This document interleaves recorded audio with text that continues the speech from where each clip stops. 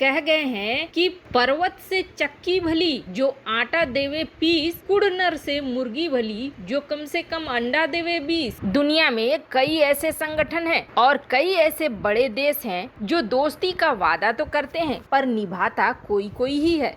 अभी हाल फिलहाल में आपने सुना होगा अफ्रीका में भारत बड़ी किरकिरी हो रही है, पर अब भारत के लिए अफ्रीका में फ्रांस ने वो कर दिया है जो अब तक कोई नहीं कर पाया। तो वहीं दूसरी तरफ अब सचमुच तीसरे विश्व युद्ध का समय आ गया है। दुनिया की दो महाशक्तियों ने एक ऐसा बड़ा निर्णय ले लिया है जिसके बाद कुछ भी नहीं बचने वाला है। इसके लिए रूस अमेरिका को दोष दे रहा है तो अमेरिका रूस को दोष दे रहा है।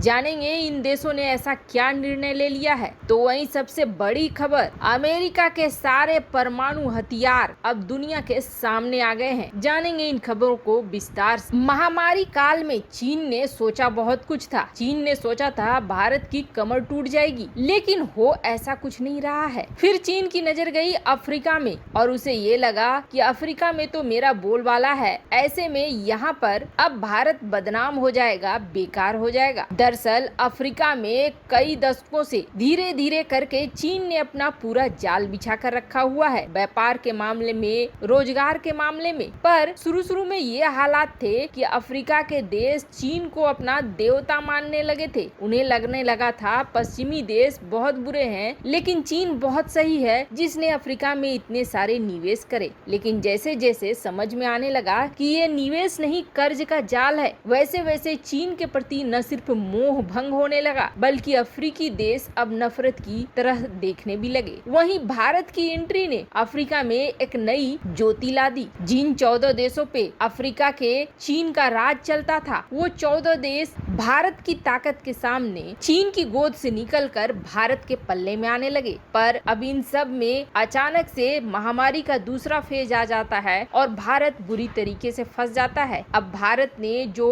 अफ्रीकी देशों को वैक्सीन पहुंचाई, उसकी पहली डोज वो लगवा चुके होते हैं और वो वैक्सीन बर्बाद होने लगते हैं। चीन इसमें खुश होने लगता है कि चलो पहली वैक्सीन लगा ली, दूसरी डोज मिली नहीं। अब अफ्रीका के देश गुस्सा भी हो रहे हैं, नाराज भी हो रहे हैं, अपनी नाराजगी भी दिखला रहे हैं। अब भारत को बदनाम होने से कोई नहीं रोक सकेगा। अफ्रीका के मामले में चीन ने आगे बढ़कर कोई मदद का ऐलान नहीं किया। आपको बता दें, नेपाल के मामले में अभी अभी चीन ने ये ऐलान किया कि वो नेपाल को वैक्सीन देगा। ऐसा इसलिए क्योंकि नेपाल को हड़पने के चक्कर में है। पर अफ्रीका के लिए चीन ने ऐसा कोई ऐलान नहीं किया और फ्री में तो बिल्कुल भी नहीं। पर इस जगह पे अब भारत का सदाबहार दोस्त फ्रांस आया और फ्रांस ने जिस कोवैक्स प्रोग्राम के तहत अफ्रीका को भारत वैक्सीन मुहैया कराता था, उसी प्रोग्राम के तहत वह 30 मिलियन वैक्सीन देने को तैयार हो गया, एक मदद के रूप में अफ्रीका के देशों को। साथ ही साथ उन्होंने ये कहा कि फ्रांस अफ्रीका में निवेश करेगा ताकि यहीं पर प्रोडक्शन हो सके वैक्सीन की। इस मामले में फ्रांस के कूदने के बाद भारत को बड़ी राहत तो मिल ही रही है, पर इसके अलावे एक बड़ी खबर निकल कर आई है आज। तो वहीं भारत की चीन से लड़ाई में सबसे बड़ी समस्या आ रही है नौसेना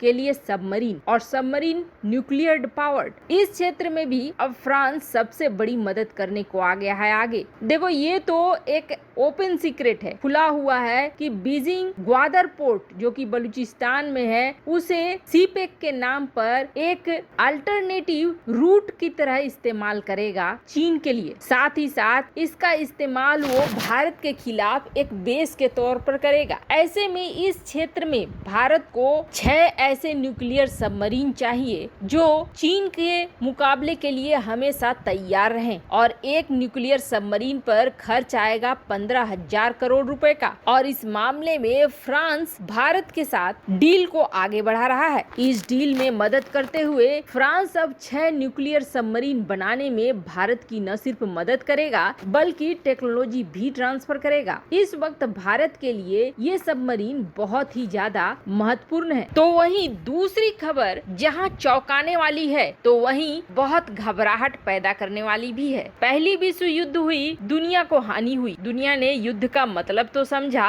युद्ध से होने वाली हानि को तो समझा, पर फिर भी दूसरा विश्व युद्ध लड़ लिया। दूसरे विश्व युद्ध में परमाणु बमों की विनाशक क्षमता को देखा गया। ये समझ में आया कि अगर ऐसा ही चलता रहा तो एक दिन दुनिया खत्म हो जाएगी। फिर क्या हुआ, दो देश जो कि एक दूसरे के कट्टर विरोधी बने थे, उन दो देशों ने फैसला किया कि चलो हम हथियारों की होड़ को खत्म कर देते हैं, कम कर देते हैं, ऐसा कर देते हैं कि ऐसा कोई सिचुएशन ही पैदा ना हो जिसमें कि दुनिया के ही तबाह होने की नौबत आ जाए। और ये दो देश थे रूस और अमेरिका। पर मामला यहाँ रुका नहीं। बातें होने के बाद भी, ओपन स्काई ट्रीटी होने के बाद भी दोनों ही देश अपने अपने तरीके से, गुपचुप तरीके से नए नए हथियार बनाते रह गए। फिर भी थोड़ी बहुत शांति दुनिया में थी। फिर अचानक से फुदक कर निकला चीन, और चीन की लालच और आक्रामकता इतनी बढ़ गई कि अब हर देश को लगने लगा है अपनी सुरक्षा का डर, और जिसकी वजह से लगभग हर देश हथियारों की होड़ में कूद चुका है। अब ऐसे में अमेरिका ने सीधे सीधे मना कर दिया है कि वह